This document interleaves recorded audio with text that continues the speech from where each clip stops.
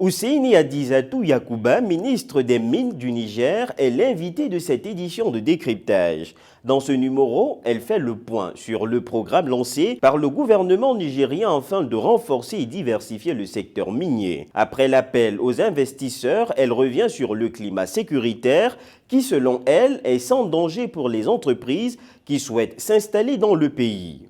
Madame la ministre, bienvenue sur Africa 24. En 2023, les autorités nigériennes ont créé le programme de renforcement et de diversification du secteur minier. 20 ans plus tard, quelles avancées ont été réalisées, notamment en termes d'infrastructures? C'est vrai, 2003, ça nous ramène à 20 ans en arrière, mais il faut dire que depuis lors, nous avons eu la politique nationale minière, et suivi de son plan d'action à l'horizon 2030. Nous avons la stratégie de développement et de croissance inclusive. Et tout cela nous a conduit à regarder qu'est-ce que nous avons prévu dans notre code minier et quelles sont les améliorations que nous pouvons y apporter. Cela est tenant compte des perspectives que nous avons dressées depuis 2011. Dans ces perspectives qui ont été reprises dans la politique minière et dans la déclaration de politique générale du gouvernement, c'est principalement les axes d'amélioration de la connaissance géologique et géophysique qui étaient à moins de 12%. Comment l'améliorer? Parce que ça veut dire qu'aujourd'hui, tout ce que nous avons comme exploitation minière est basé sur uniquement 12% de connaissance de notre vaste territoire qui fait 1 267 000 km². Donc il fallait approfondir ce axe-là pour mieux connaître les richesses que nous avons dans notre sous-sol. Le deuxième axe, c'est celui de la diversification. La diversification des minerais, parce que pendant plus de 5 décennies, le Niger était connu par rapport à l'exploitation de l'uranium. Or, chaque fois que l'on cite les pays africains riches de leurs ressources naturelles, et le Niger était en très bonne position. Alors, il fallait connaître quels sont les autres minerais dont dispose le pays, donc et aller au-delà de l'uranium. Donc il fallait diversifier les minerais et pour la diversification, comme je l'ai dit, il faut connaître ce qu'on a. Et il faut diversifier aussi les partenariats. Pendant longtemps, même parlant de l'uranium, on pensait que c'était une chasse gardée et des compagnies françaises. Or aujourd'hui, avec les nouvelles sociétés qui ont été lancées, on se rend compte que d'autres investisseurs peuvent venir investir dans ce domaine. Et c'est ainsi que nous avons des partenariats avec des compagnies chinoises, avec des compagnies canadiennes, des compagnies australiennes, des compagnies anglaises, américaines, etc. Donc ça aussi, ça rentre dans le cadre de la diversification des partenaires. C'est vrai que pour ces deux volets, nous devons apprendre de ce que nous donne notre histoire de coopération et qui a débuté avec la coopération française. Le troisième axe, c'est le développement des chaînes de valeur. Et nous avons vu que, et ça, ce n'est pas propre au Niger, c'est partout en Afrique où l'exploitation des ressources naturelles se faisait en brut. Donc, il va falloir regarder comment ajouter de la valeur, comment faire de la transformation sur place et faire en sorte que ces ressources-là puissent donner une meilleure contribution au niveau de notre économie nationale. Et le quatrième axe de cette orientation, ce sont les questions de gouvernance et de transparence. Partout, quand on parle du secteur minier, on parle d'un secteur corrompu. Et nous, en faisant notre retour au niveau de l'initiative pour la transparence des industries extractives, c'est un gage que nous donnons de notre engagement pour assurer la bonne gouvernance et la transparence. Et c'est dans ce cadre-là que nous sommes en train de travailler à mettre en place un cadastre en ligne et c'est un long processus. Nous sommes en train de travailler et pour nous, c'est une façon de mieux sécuriser les investisseurs. Où partout où vous êtes, vous pouvez faire votre application, vous pouvez avoir la réponse, vous pouvez connaître quel est le potentiel sur lequel vous pouvez appliquer et vous pouvez connaître quelles sont les lois et règlements qui régissent le secteur. Donc voilà en termes d'avancées après 2003 et ce sont des avancées qu'on a commencé à mettre en place en 2011. Cela a conduit à reviser la loi minière. La nouvelle loi minière a été promulguée en juillet 2022 et le décret d'application est tout récent et il date de mars 2023. En 2022, le Niger a entrepris une réforme du code minier. Depuis cette réforme, avez-vous constaté une hausse des investissements dans ce secteur? Comme je l'ai dit, c'est récent. C'est en mars 2023 qu'il y a eu l'adoption du décret d'application que nous sommes en train de diffuser et nous pensons que nous avons procédé à la simplification des procédures pour faire des applications. Parce que maintenant, par exemple, pour un permis de recherche, on n'a pas besoin de faire le circuit d'approbation au niveau d'un conseil de ministres. À partir du moment où les documents de base sont passés en conseil de ministres à travers la loi et le décret, donc ce sont des approbations qui vont se faire directement au niveau du ministre. Donc cela réduit le temps de traitement du dossier. Et aussi, dans le cadre de ces nouveaux dispositifs, il y a des nouveaux fonds qui ont été créés. Et ces fonds-là, il y a encore d'autres règles à définir sur lesquelles nous sommes en train de réfléchir.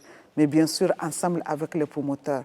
Quand nous parlons d'un fonds de développement minier et un fonds dont et l'État et les promoteurs doivent contribuer, il faut qu'ensemble que nous puissions définir quels sont les différents mécanismes de cette contribution. Nous parlons d'un fonds de développement local.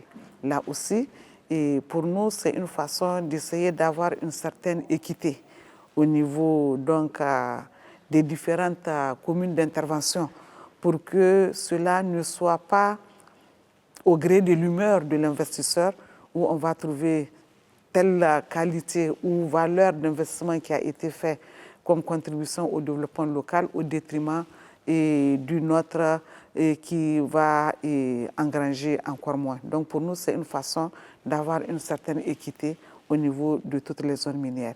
Bien sûr, un autre élément nouveau de notre nouveau dispositif légal et réglementaire, c'est un fonds de fermeture et de réhabilitation.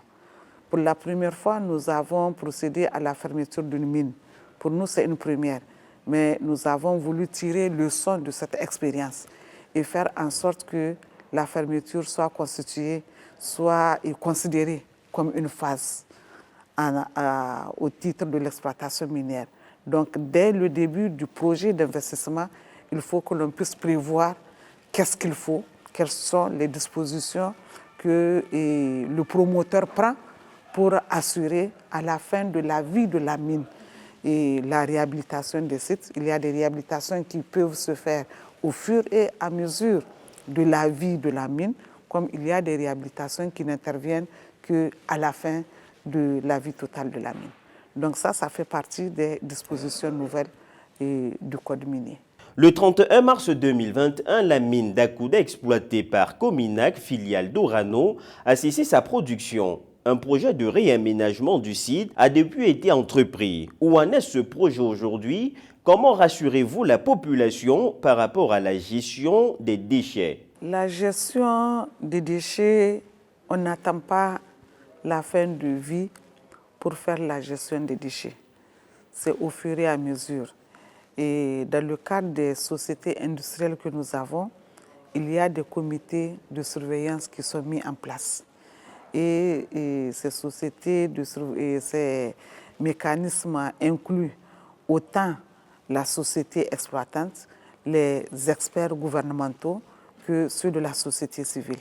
Donc c'est dire que tout au long de l'exploitation, il y a un dialogue pour s'assurer qu'il n'y a pas d'équipement ou de matériel porteur de radioactivité qui soit dans la nature à cause de ce contrôle permanent qui est fait.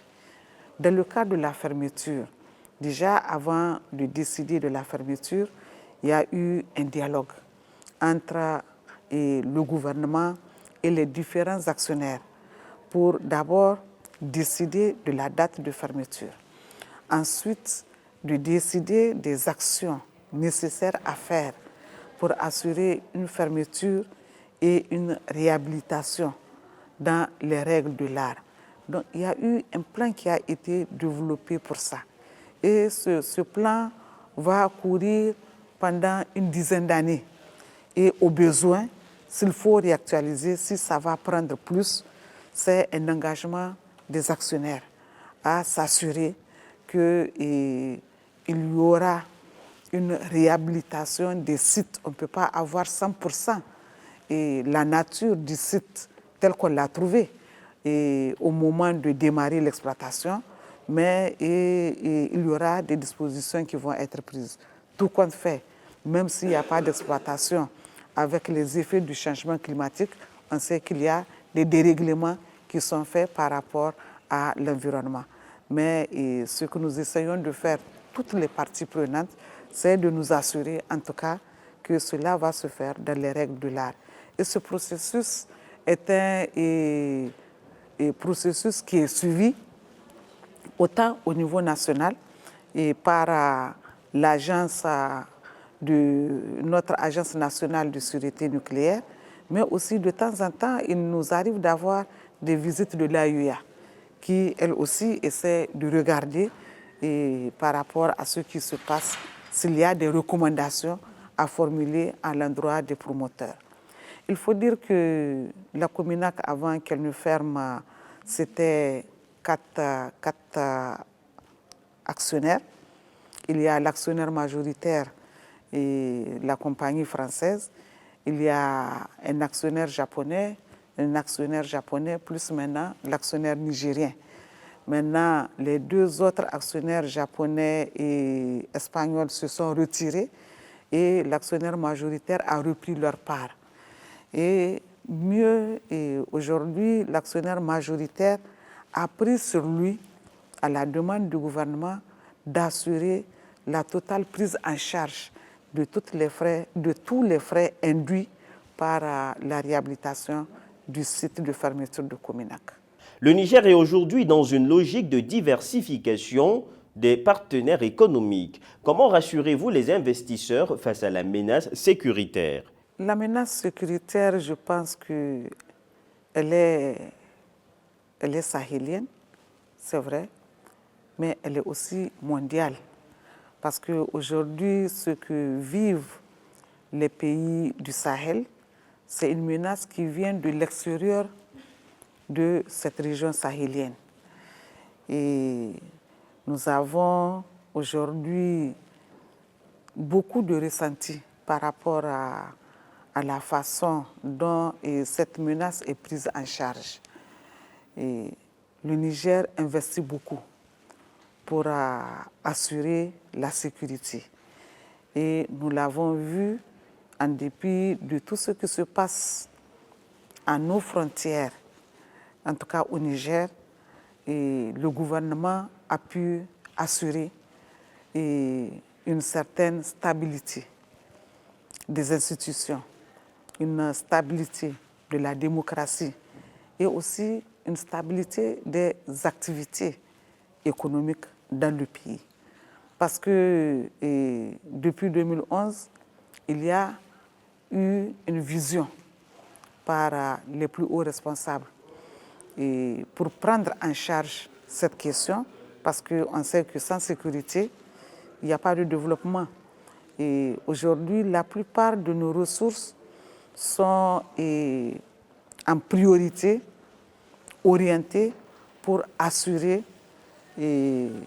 cette sécurité. Donc, nos partenariats que nous avons tissés nous aident dans ce sens. Et aujourd'hui, je crois que les promoteurs qui sont à cet événement sont là pour confirmer qu'ils peuvent travailler en toute quiétude parce que l'État a eu à prendre des dispositions. Pour nous, c'est important. Chaque fois que l'on parle de certaines richesses, on peut penser que ça peut susciter d'autres convoitises. Parce qu'aujourd'hui, l'insécurité que nous avons autour de nous, et nous ne pouvons pas nous dire pourquoi elle est à nos frontières, pourquoi de temps en temps nous avons des soubresauts. Mais nous savons que les richesses peuvent aussi être convoitées. Et c'est pour cela que des dispositions sont prises pour qu'il n'y ait pas d'accaparement de notre espace. Et fort heureusement, aujourd'hui, nous n'avons aucune base des djihadistes, pour les appeler, au Niger. Et les excursions que nous avons par moment nous viennent d'autres pays, mais de l'intérieur. Et en tout cas, le gouvernement a su prendre les dispositions nécessaires pour qu'aucune base ne soit développée sur le territoire national. Nous avons une armée forte, nous avons une armée qui bénéficie d'équipements de taille, de renforcement des capacités et qui aujourd'hui est à la hauteur de la charge qui pèse sur elle. Vous avez parlé de ressources épuisables. Le gouvernement a-t-il anticipé le risque de pénurie? C'est une dynamique qui n'est pas propre à un pays. Aujourd'hui, avec la vision minière africaine, on parle plus d'une exploitation intégrée à l'espace du continent africain. Donc, comment développer des chaînes de valeur à l'espace du continent africain? Comment arrêter l'exportation de ressources brutes et créer des industries et ajouter de la valeur, parce que c'est cela qui va donner plus de retombées pour nos pays.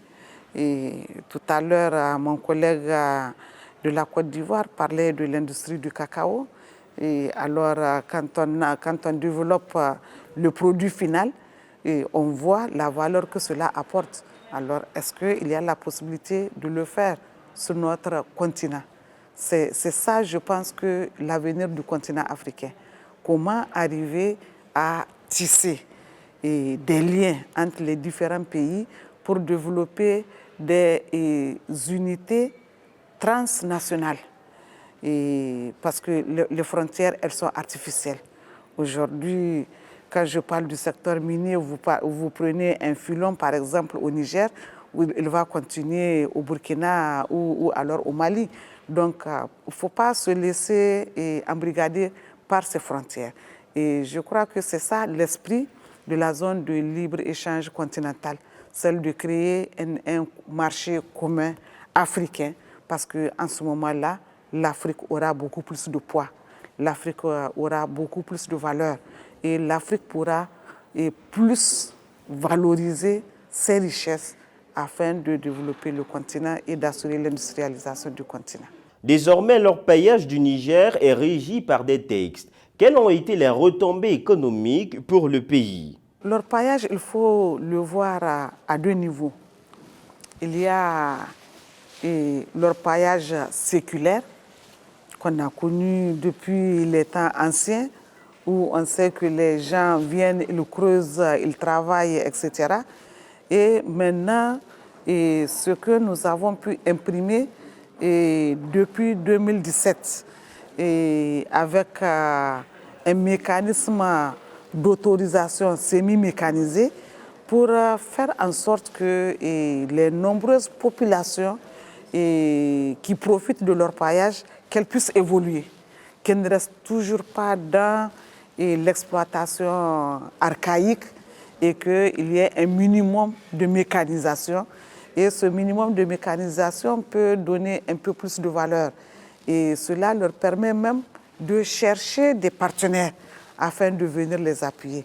Donc, je pense que depuis 2017 qu'il y a eu ce nouveau mécanisme pour les autorisations semi-mécanisées, on arrive à avoir un peu plus de visibilité par rapport à la production. Alors que là, quand vous prenez l'artisanat tel qu'il était au début, ce sont des activités frauduleuses où vous allez trouver des milliers de personnes qui sont là en train de creuser la terre, mais qui ne pourront jamais vous dire voilà la quantité que j'ai pu récolter. Parce que c'est toujours sous la manche que la production était véhiculée. Or là, avec ces autorisations, on essaie de formaliser. Et mieux pour accompagner ces nouvelles entreprises, petites entreprises minières, il y a des sociétés d'affinage qui se sont implantées. Nous en avons 3 depuis donc le renouvellement de ce processus qui permet donc à ces orpailleurs d'amener leur production et nous, ça nous permet ainsi d'assurer un certain retraçage de la production qui est faite par rapport à l'orpaillage. Merci Madame Husseini Adizatou Yacouba d'avoir répondu aux questions d'Africa 24.